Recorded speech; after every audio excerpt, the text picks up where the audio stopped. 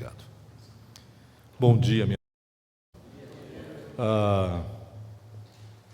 É um privilégio muito grande estar aqui. Eu vinha falando com o Jeff esses dias que é a primeira vez que eu fico em Belo Horizonte, porque em geral eu chego e saio para algum retiro, para alguma conferência, então dessa vez eu estou ficando. E o que é interessante é conhecer um pouquinho do trânsito dessa cidade, é maravilhoso. Eu cresci em São Paulo, não posso reclamar, tá? Mas vivo em Porto Alegre já há mais de 10 anos, então tem sido muito interessante. E isso, na verdade, a igreja está estudando o livro de Filipenses. Pela graça de Deus, eu concluí um curso que eu estou dando, a gravação do curso que eu estou dando sobre o livro de Filipenses. Então ficou muito bom para mim continuar com esse estudo. E nós estamos conectados? Estamos, em Filipenses capítulo 3, a partir do verso 12. Mas eu queria começar com uma pergunta para vocês, especialmente se eu conseguir conectar aqui, vai ficar melhor ainda a minha pergunta.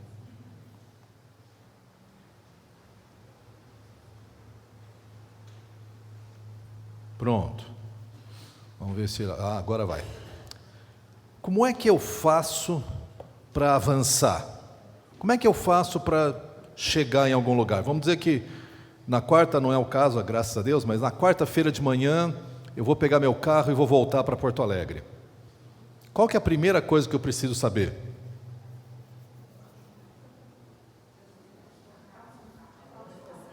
Como? Como é que está o tempo, é verdade. Primeira coisa que eu preciso saber é o meu alvo, para onde eu vou. Porque se eu vou para Porto Alegre e saio em direção ao norte, eu posso até chegar em Porto Alegre, mas vai demorar bastante, né? Então, eu preciso conhecer o meu alvo, eu preciso conhecer onde eu vou chegar. Porque, na verdade, se eu não sei aonde eu quero chegar, qualquer caminho serve. Ou nenhum caminho serve também, né? Porque eu estou indo em qualquer direção. A segunda coisa que eu acho muito interessante, para eu poder avançar, chegar em algum lugar, é saber aonde é que eu estou. Eu estou em Belo Horizonte, eu não estou em Pelotas, que é lá no sul, eu não estou em São Paulo. Você tem que saber onde você está, aonde eu quero chegar e aonde eu estou. No momento que eu sei aonde eu quero chegar e eu sei onde eu estou, eu posso planejar a minha caminhada. Obviamente, no caso do carro tem GPS, é muito fácil, a gente nem se preocupa com isso. Mas a vida não tem muito GPS, né? Aonde eu quero chegar? Eu vi os pais aqui com os pequenos presentes, baita privilégio, baita desafio. Em geral, quando eu vejo pais com crianças tão novas, eu pergunto, já está dormindo a noite inteira ou ainda não? Vários pais falam, ainda não, Daniel. Se ele fala, dá para dormir 6 horas por noite, já estou no lucro, tá bom a noite. Mas o fato é, quando eu penso nos filhos, na minha família, onde eu quero chegar? Não que a gente tenha total controle, tá? Mas pelo menos eu tenho que ter uma proposta de onde chegar. E eu tenho que saber onde é que eu estou. Onde é que eu estou tem a ver com quem eu sou, com meus valores, meus potenciais, minhas dúvidas, minhas fraquezas. Porque só quando eu sei onde eu quero chegar e eu sei onde eu estou, é que eu posso escolher o caminho. Se eu não sei onde eu estou, se eu não sei para onde vou, já diz lá na história de Alice, né? Qualquer caminho serve, ou nenhum caminho serve. Eu vou vivendo, deixa a vida me levar, a vida leva eu, vamos ver onde é que eu chego, pouco importa. Por que eu digo isso? Porque quando nós começamos aqui, Paulo vai usar uma terminologia que tem tudo a ver com as corridas da época. No mundo greco-romano da época, haviam muitas corridas de atletismo, né? Corrida em estádios, coisas assim. E várias das palavras que Paulo usa se referem a esse tipo. Talvez na mente dele ele estivesse pensando nisso. Ele estava em Roma ao escrever isso, preso, numa prisão domiciliar. E ele acabou de falar sobre a questão de que aquilo que ele considerava tão precioso, ele falou, isso não tem tanta importância. Eu não quero lutar pela minha justiça própria, eu quero ter a justiça de Cristo. E ele fala do poder da ressurreição. E quando ele fala disso, parece que ele dá uma parada, e no verso 12, Filipenses 3:12, a gente lê assim: não que eu já tenha obtido tudo isso ou tenha sido aperfeiçoado, mas prossigo para alcançá-lo, pois para isso também fui alcançado por Cristo Jesus. É importante a gente saber do que é que ele está falando, mas ele fala 4 frases, e a gente percebe uma tensão, aliás, 2 tensões nesse versículo. A primeira delas que ele fala é: eu ainda não alcancei, não que eu já tenha obtido ou alcançado, ou que eu tenha sido aperfeiçoado, mas eu prossigo para alcançar, porque foi para isso que eu fui alcançado. A palavra alcançar ele usa 3 vezes nesse versículo. Então Paulo quer dizer alguma coisa aqui. O que ele está dizendo é: eu não cheguei na perfeição, tanto que ele fala exatamente isso, não fui aperfeiçoado. Mas repara como ele faz 2 colocações. Ele diz assim em cima: eu não alcancei, nem eu fui aperfeiçoado. Em cima você tem o que ainda não aconteceu. E por que isso é importante? Porque é muito comum para nós, como seres humanos, começarmos a idealizar. Nós idealizamos pessoas, nós idealizamos nossos heróis, e aí você olha, de novo vou falar dos casais com os filhos novos, mas vale para todos nós, tá? Que você vê uma família de longe assim, os filhos são tão obedientes, são uns amores, respeitam, estão sempre cumprimentando os outros, você fala: essa família é perfeita. Eu costumo brincar que eu odeio família margarina, aquela do comercial de margarina que eles levantam para tomar o café da manhã e a mãe está com o cabelo perfeito, todos eles usando branco, é claro, não sei porquê, mas aí eles todos sorrindo, tomando o café da manhã. Eu não sei se o café da manhã na tua casa é assim, ainda mais com criança. Em geral é bem mais tumultuado. Mas muitas vezes essa imagem idealizada, ela mais atrapalha que ajuda. Porque a imagem idealizada faz primeiro que você se sinta meio fracassado. Não cheguei lá. E segundo, você fala: mas eu não vou dizer para todo mundo que eu não cheguei, então eu vou fazer de conta que eu cheguei. E Paulo começa aqui dizendo: olha, eu não alcancei. Eu não alcancei. Ainda não. E ao mesmo tempo, eu não fui feito perfeito. Paulo havia fundado essa igreja, Paulo era o líder dessa igreja. E é comum para nós, em várias comunidades, queremos idealizar os nossos líderes, mesmo no mundo político, né? Que essa pessoa, tudo que ele fala, e aqui eu não estou falando nada de ideologia, mas já vi os defensores de políticos. O político fala uma grande besteira e o pessoal fala: não, você precisa entender o contexto, o que ele quis dizer, e o pessoal começa a explicar. Cara, não precisa explicar, ele falou besteira, tudo bem. Nós todos falamos besteira, falar em público é pior, mas o fato é, nós todos fazemos isso. Mas Paulo então está falando: olha, ainda não cheguei, perceba a divisão, ainda não fui feito perfeito, mas eu prossigo para o alvo. Eu prossigo correndo, ainda não, mas estou chegando lá, eu não desisti. E isso é uma realidade da vida cristã. Eu acho que às vezes, como cristãos, a gente quer passar uma imagem que a nossa vida está toda resolvida. Gente, eu ando com Jesus há 50 anos, minha vida não está toda resolvida, tá? Tem muita coisa para consertar, isso é a realidade de todos nós aqui, né?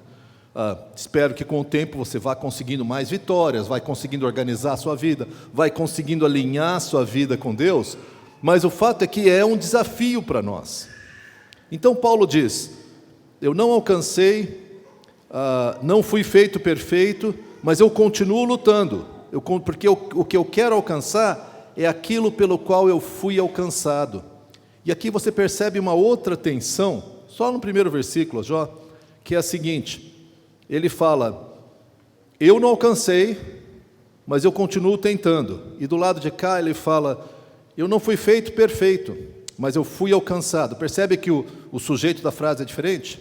No primeiro ele diz: gente, eu não cheguei lá, mas olha, Deus na sua graça me chamou para isso.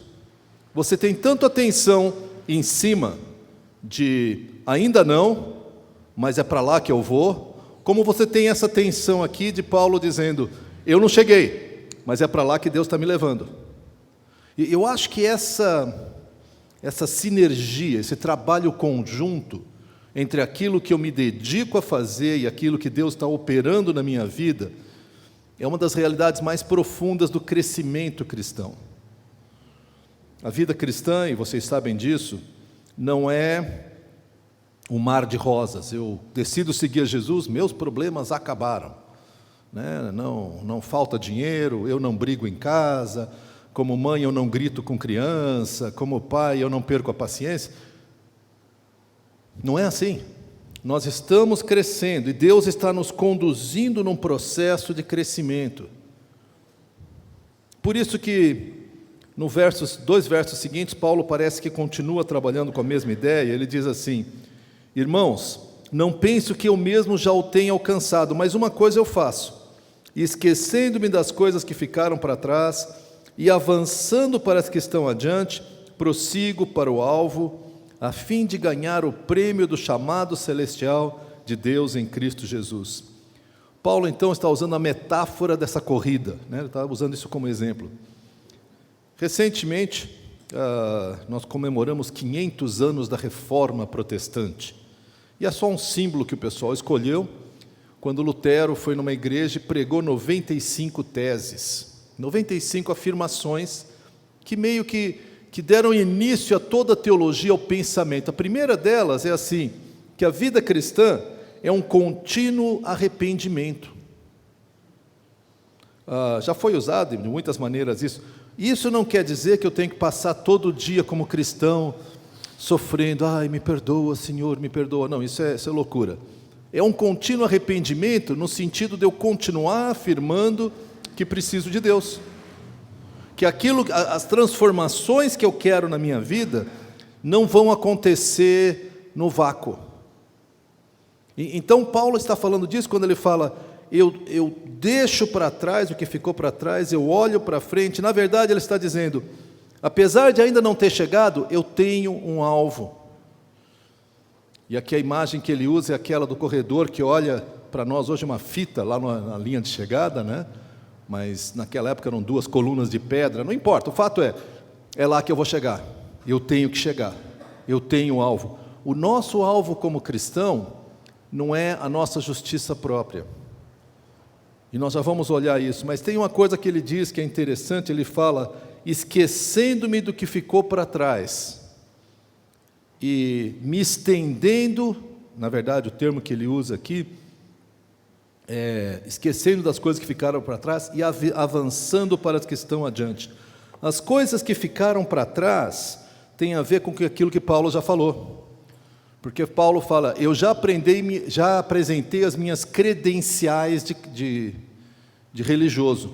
Eu sou judeu, nascido de uma família de judeus, fui circuncidado há 8 dias, estudei a lei, pode fazer qualquer pergunta de teologia, eu manjo, respondo, eu tenho...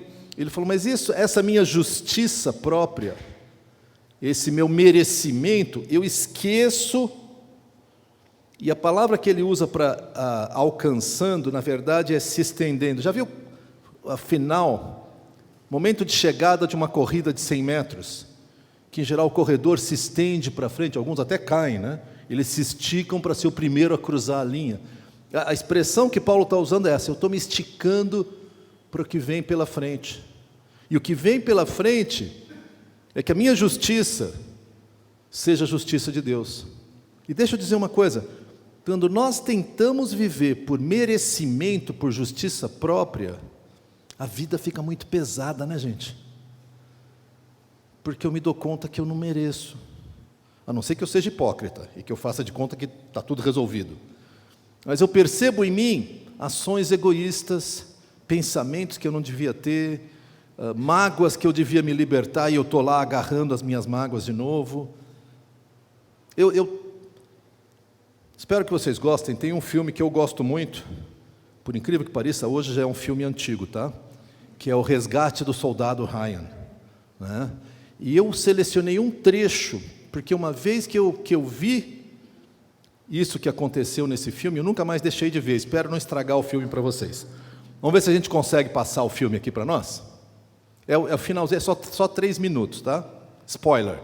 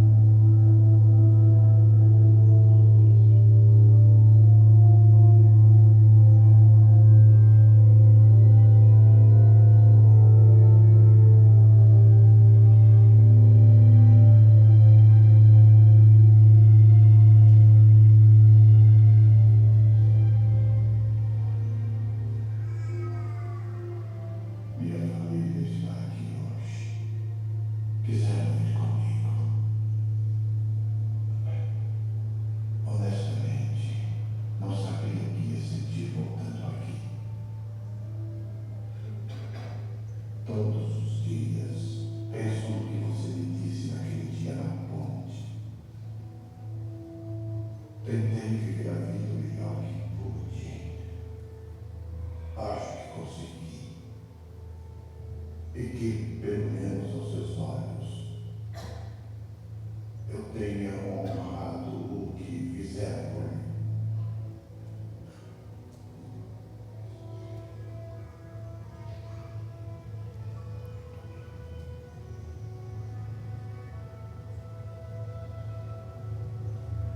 James, capitão John William.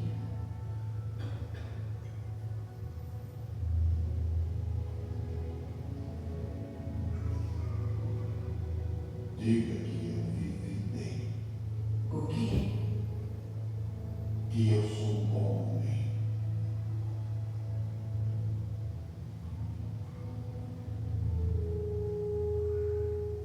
Você.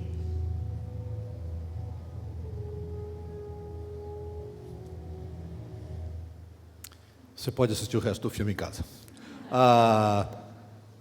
Eu não sei se o som permitiu, mas quando esse capitão que sacrificou todo o seu pelotão para salvar o soldado está morrendo, ele diz: faça por merecer. E aí afasta. Você ouviu o que esse homem disse 30, 40 anos depois? Na história, claro, tá? Ele fala: eu espero que eu tenha conseguido. Acho que eu consegui. Aí quando a mulher chega junto, ele fala meio desesperado: diz que eu fui bom. Porque ele não tem certeza. Agora imagina o desespero de alguém que vive a vida inteira dizendo: será que eu consegui? Será que eu mereci? Pai, eu tentei. E você acaba perguntando para as pessoas de uma forma ou de outra: diz que eu fui bom. Fui bom, não fui? Passei. É isso que Paulo está dizendo. Isso eu estou jogando para trás. Porque o esforço da justiça própria, do merecimento, é uma escravidão. Eu não sei a tua jornada espiritual, muitos de vocês são seguidores de Jesus, talvez alguns não sejam. O que é que te traz paz? Ou é uma tentativa de merecimento, ou então é tentar dizer: não tem regras, não tem regra nenhuma, todo mundo está aprovado. Mas você sente lá no fundo que não é assim. Esse homem no fim da vida diz que eu fui bom. Isso aí marcou o filme para mim. O filme é interessante, mas essa parte eu achei muito forte. Paulo continua usando a sua metáfora da corrida. Ele fala do alvo, e ele fala que ele prossigo para o alvo a fim de ganhar o prêmio. E tem uma outra passagem que ele escreveu alguns anos depois, que vai ser em 2 Timóteo. 2 Timóteo 4:8, que ele diz assim: agora já me está reservada a coroa da justiça, que o Senhor, justo juiz, me dará naquele dia. Paulo está morrendo, ele sabe que vai morrer daqui a pouco. Aliás, dizem os especialistas que ele foi decapitado 2 semanas depois dessa carta. Ele fala: encerrei o meu combate, estou chegando no fim, e agora o juiz, o árbitro, vai me dar uma coroa, vai me dar o prêmio. E você fala: prêmio, o cara quer ganhar alguma coisa. A essência desse prêmio, ele fala, voltando para Filipenses, a fim de ganhar o prêmio do chamado celestial de Deus em Cristo. O prêmio é Deus, é o chamado para ter comunhão com Deus. A Bíblia descreve o céu como um lugar que nós vamos andar em rua de ouro. Sinceramente, gente, estou muito preocupado se eu vou pisar em ouro, asfalto, em pedra, em cascalho. Mas o que a Bíblia diz é que nós vamos estar na presença de Deus. Gente, não tem coisa melhor, né? Já pensou? Poder correr para o abraço e sem ter que ficar se preocupando de: será que eu fui bom? Será que eu fui bom? Não, porque Ele é bom e eu vou usar a justiça dEle na minha vida. Paulo termina dizendo: eu quero ganhar o prêmio do chamado celestial de Deus em Cristo Jesus. Essa é uma expressão que ele usa repetidas vezes, a ideia de estarmos em Cristo, estarmos ligados a Cristo, estarmos num relacionamento com Cristo. Não é só no dia que a gente vai chegar no céu e Deus vai perguntar e a gente fala, estou usando a justiça de Cristo, tá? Que a minha não dá para passar, mas a dele dá. É muito mais que isso. É você caminhar com Cristo, é você pensar com Cristo, é você viver com Cristo, é uma união mística com Cristo. Paulo vai continuar escrevendo, versos 15 e 16, nós lemos assim: todos nós que alcançamos a maturidade, devemos ver as coisas dessa forma. E se em algum aspecto vocês pensam de modo diferente, isso também Deus lhes esclarecerá. Tão somente vivamos de acordo com o que já alcançamos. Paulo fala de maturidade espiritual e ele está falando que a maturidade espiritual é fruto, primeiramente, da graça, porque Deus derrama isso em nós. E eu não sei como é que você se avalia, mas eu tenho certeza que cada um de nós luta com pelo menos uma coisa. É possível que a gente lute com várias, tá? E assim, e vem de dentro. Uma luta que eu tenho, já tive a oportunidade de confessar para alguns de vocês, é luta com amargura e com ira. Eu brinco que eu sou assim, se passa uma amargura lá na rua, eu vou lá e grudo e trago para mim. Daniel, mas você não sabe que isso faz mal? Sei. Sabe, é uma luta. Eu posso dizer, a minha família é um bom monte de amargurado. Pode ser, né? Minha mãe, tá. Mas o fato é, se eu me sinto ofendido, quer eu tenha sido ou não, para eu processar um perdão, gente, é que nem arrancar dente sem anestesia. É complicado. E eu resisto. Esses dias, duas moças que trabalham lá na organização com quem eu tenho uma parceria, elas chegaram para mim e falaram assim: Daniel, deve ser bom ser você. Eu falei, deixa eu pensar um pouco sobre isso, se é bom ser. Não sei não. Eu falei, por quê? Aí elas falaram, porque você é tão gentil, é tão manso. E eu quase comecei a chorar, porque eu sei que eu não sou. Né? Eu falei, cara, como assim, né? Aí, melhor cena agora, maridos, preparem-se, tá? Orem por isso. Minha esposa estava do lado, ela falou, não, realmente, você tem se tornado cada vez mais gentil. Eu falei, yes, consegui. Quando a esposa te elogia, cara, se agarra nisso, tá? Porque está valendo. Mas o que eu posso dizer é o seguinte, Deus tem me transformado. Eu ainda luto com ira, tá? Ainda luto com amargura, mas eu sinto que cada vez está mais leve. Você tem visto isso na sua vida? Você tem percebido essa transformação na sua vida? Isso é fruto da graça de Deus, mas não é só graça. Ele é fruto também da nossa caminhada com Deus, de um processo de caminharmos com Deus. Ele é fruto inteiramente da graça, sim, mas eu tenho que me conectar a Deus, e Paulo diz isso: façam morrer tua velha natureza, façam crescer a tua natureza transformada. Mas ele no verso 16 usa uma expressão que é importante para próxima passagem, ele fala, tão somente vivamos de acordo com o que já alcançamos. E integridade é uma coisa muito em falta hoje em dia. Integridade é você viver aquilo que você diz que acredita, de verdade. Isso é estar por inteiro ali. Quer dizer, eu acredito, minhas convicções são essas, minha vida está de acordo com as minhas convicções. E por que é importante? Porque a próxima passagem, Paulo vai fazer um alerta. E alerta contra um tipo de gente que tinha naquela igreja, e tem hoje também, que são os hedonistas. Hedonistas são aqueles que querem viver por prazer. Versos de 17 até 19 nós lemos assim: irmãos, sigam unidos o meu exemplo e observem os que vivem de acordo com o padrão que lhes apresentamos. Então, a primeira orientação dele é: sigam modelos saudáveis.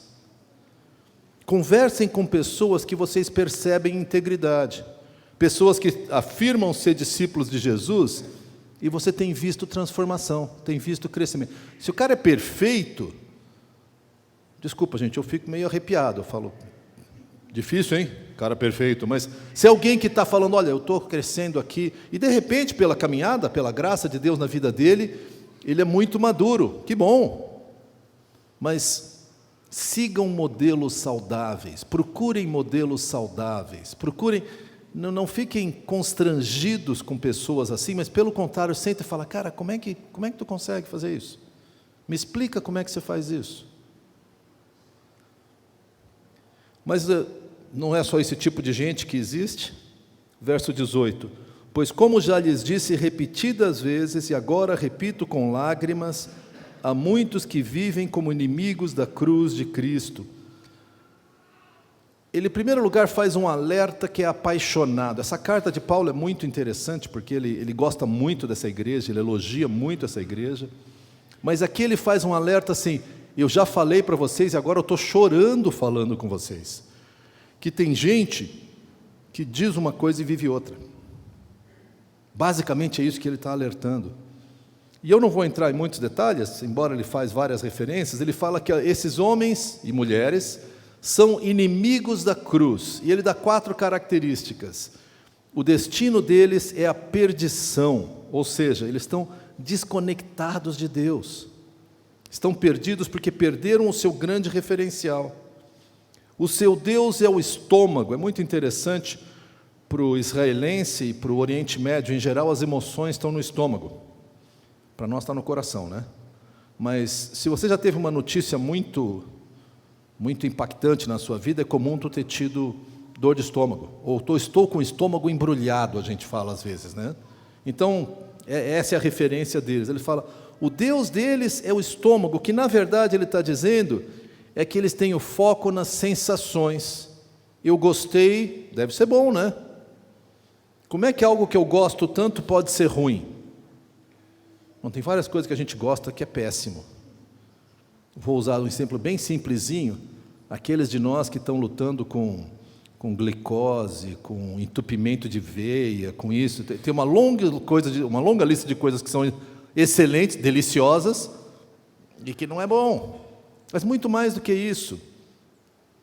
Nos nossos relacionamentos.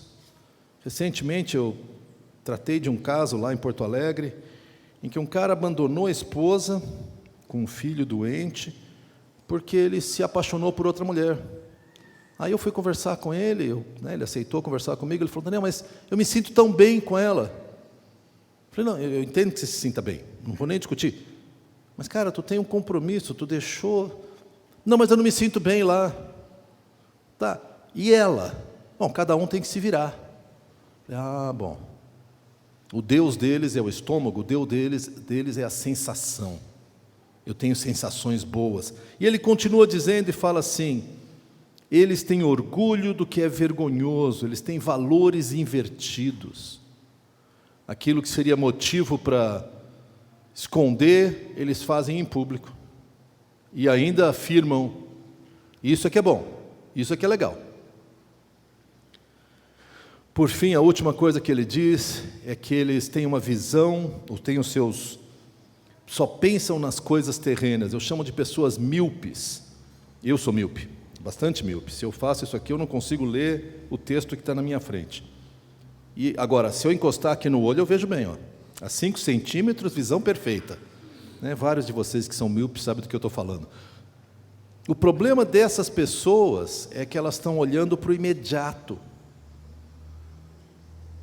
E eu acho que é uma das coisas mais difíceis para nós, como seres humanos, é conseguirmos levantar os olhos. Porque o que é imediato, muitas vezes é gostoso, é rápido, é prazeroso, dá sensações gostosas, são atraentes, e a gente tem aquela expressão, desculpa a expressão pesada, que se dane o futuro.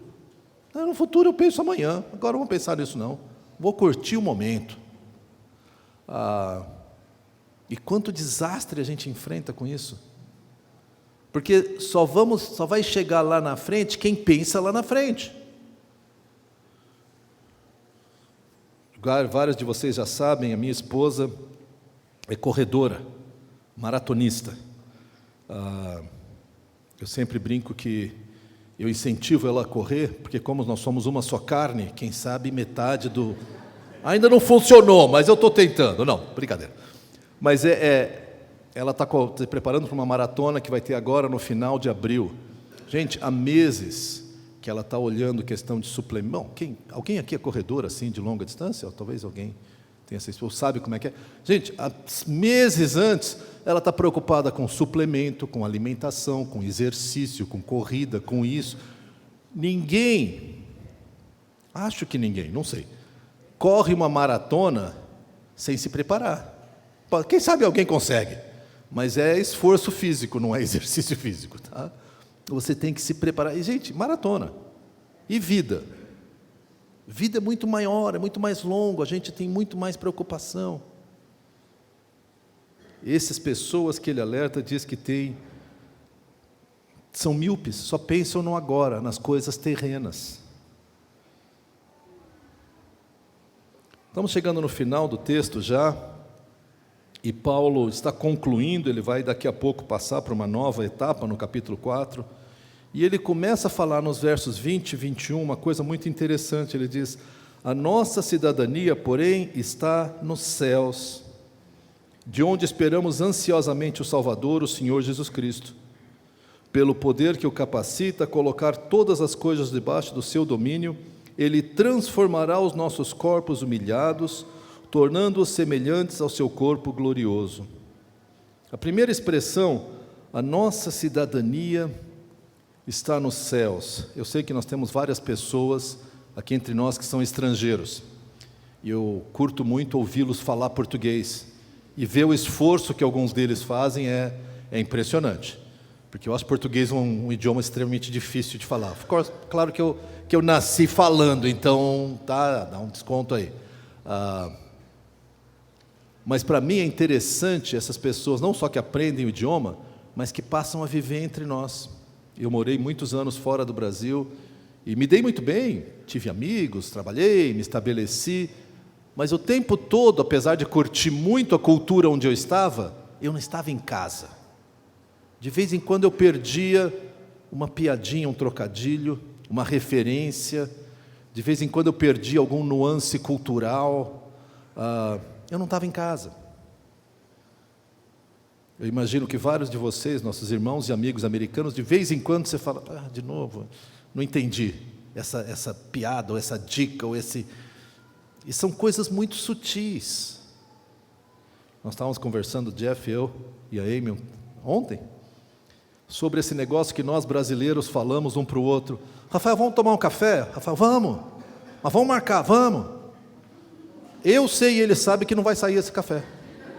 É ou não é? Não, mas vamos marcar. Se você marca, aí é sério. Mas até eu dizer vamos marcar, o que eu estou dizendo é: cara, que legal, eu curto você, e você, que bom. É mais uma declaração de tudo bem, é isso. E eu já vi, aí no caso são mais alguns amigos alemães que eu tenho, eles chegavam para mim: Daniel, o brasileiro mente. Eu falo: sim, o brasileiro mente, não é só o brasileiro, mas... Eu falei: em que situação? O cara falou para mim: vamos marcar, e não marcou. Eu falei: sim, cara. Deixa eu dizer, ele não queria dizer de verdade, então ele está mentindo. Não é isso. Mas esses detalhes, de novo, você aprende, isso aí é bobagem, né? Mas você já sentiu que você não está em casa? No Brasil, você é brasileiro. Tem uma frase de um teólogo, C.S. Lewis, que eu gosto muito, que ele diz: se eu tenho dentro de mim anseios que essa vida não responde, a única resposta é: eu não fui criado para essa vida, eu fui criado para uma outra vida. Tem algum lugar que esses anseios serão respondidos, e não é aqui. Gente, a nossa cidadania está nos céus, e de lá nós esperamos o nosso Salvador. Olha comigo uma outra passagem, se você está acompanhando, Hebreus capítulo 11, versos de 13 até 16. Essa passagem, se você não conhece, é uma passagem que o autor está falando de alguns que ele chama de heróis da fé, gente que teve muita fé. Então ele vai falando de uns caras históricos, depois ele fala de outros, mas quando chega aqui ele diz: todos estes viveram pela fé. Agora repara só: e morreram sem receber o que tinha sido prometido. Opa, foram enganados? O que tinha sido prometido, eles não receberam. Viram-na de longe, e de longe o saudaram, reconhecendo que eram estrangeiros e peregrinos na terra. Eles entenderam, eu quero caminhar com Deus, e as promessas de Deus estão ali, ó. Talvez ele chegue no final da vida e não recebeu plenamente a promessa. Eu sei que vocês tiveram perdas recentemente. Eu perdi minha mãe há um mês e meio atrás também. Uma mulher que acreditava muito em Jesus, faleceu aos 90 anos. E deixa eu contar uma coisa para vocês. Eu fiz o funeral da minha mãe. O clima era de festa. Você fala, vocês queriam matar a véia. Não queria não. Nos últimos 3 anos ela teve um AVC, ela estava fraca, ela estava inconsciente. Para nós, estava na hora de ir embora. Não desligamos nenhuma máquina, graças a Deus, não precisamos passar por isso, mas a saída dela para um mundo melhor é isso aqui, ó. De longe, saudar, olha, eu vou para o céu. E eu sou estrangeiro e peregrino. Olha só o que mais diz. Os que assim falam mostram que estão buscando uma pátria. Se estivessem pensando naquela de onde saíram, teriam oportunidade de voltar. Em vez disso, esperavam eles uma pátria melhor, isso é, a pátria celestial. Por essa razão, Deus não se envergonha de ser chamado o Deus deles e lhes preparou uma cidade. O que Paulo está dizendo, o tempo todo ele está falando sobre mérito, não mérito, graça, mas nesse momento ele dá uma parada e fala, gente, o nosso futuro é lá, ó. Um lugar que diz que lágrimas não rolarão. Já pensou? Se a gente parasse aqui para fazer uma lista daquilo que nos entristece, a gente ia gastar o resto do dia. E ia ser uma choradeira, porque cada um de nós tem uma história terrível por aí. Expectativas frustradas, relacionamentos rompidos, pessoas que nos traíram, esperanças que naufragaram, burradas que nós fizemos e agora não dá para voltar atrás e puxar de volta. Gente, a lista é longa. Mas o que Paulo está dizendo é, olha gente, nós estamos olhando mais para lá. E é isso que me dá esperança. A esperança de que nessa direção eu estou indo. Aquela é minha pátria. Eu vivo aqui, sou responsável no que eu faço aqui, mas é só o começo. Verso 21, Paulo então está concluindo, e ele fala para nós assim, pelo poder que o capacita a colocar todas as coisas debaixo do seu domínio, Jesus, ele põe todas as coisas sob o seu domínio, ele transformará os nossos corpos humilhados, tornando-os semelhante ao seu corpo glorioso. Ressurreição é um dos elementos fundamentais da fé cristã. Nós acreditamos na ressurreição.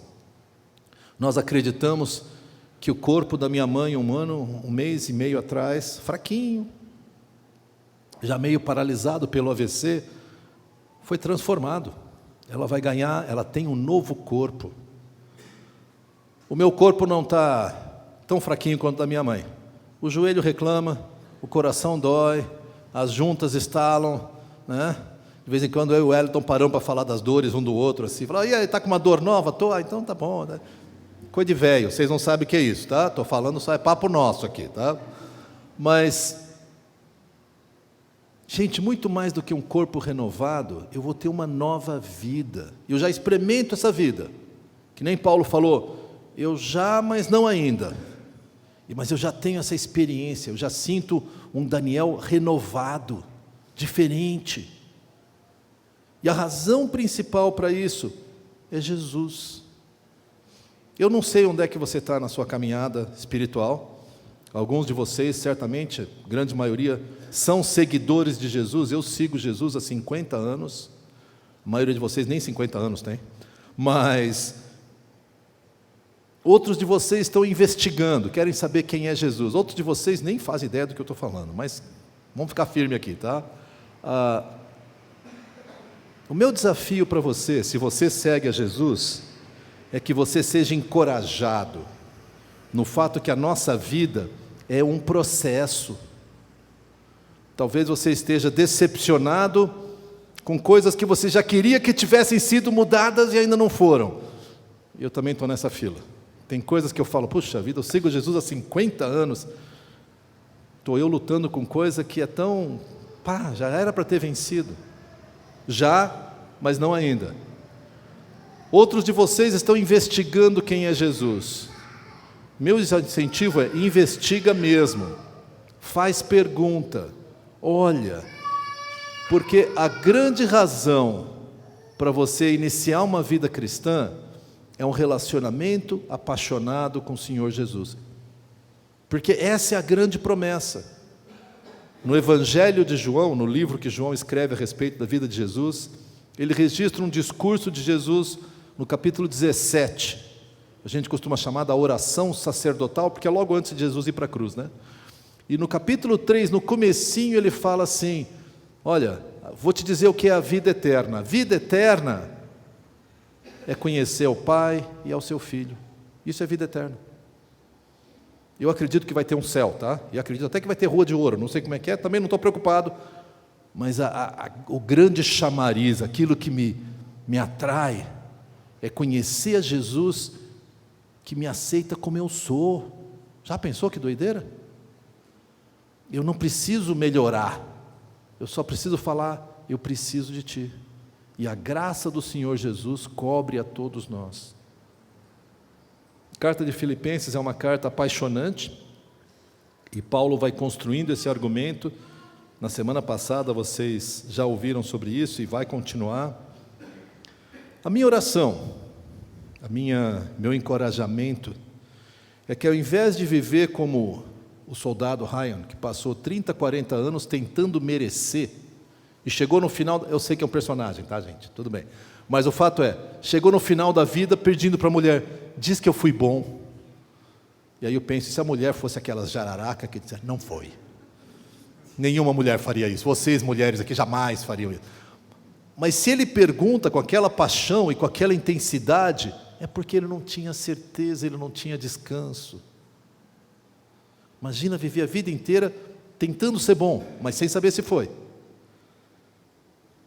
Nós temos o privilégio como cristãos de saber que nós não somos bons o suficiente, mas nós podemos confiar naquele que é, e a justiça dele cai sobre nós. Baixe sua cabeça, vamos orar. Senhor, nós agradecemos pelo Teu amor, pela Tua bondade, pelo modo como o Senhor nos alcança e pelo modo como a Tua graça é suficiente para nós. Obrigado porque a gente não tem que viver uma vida tentando ser bom, porque nós sabemos que nunca vamos chegar lá, mas descansando no fato de que o Senhor é bom.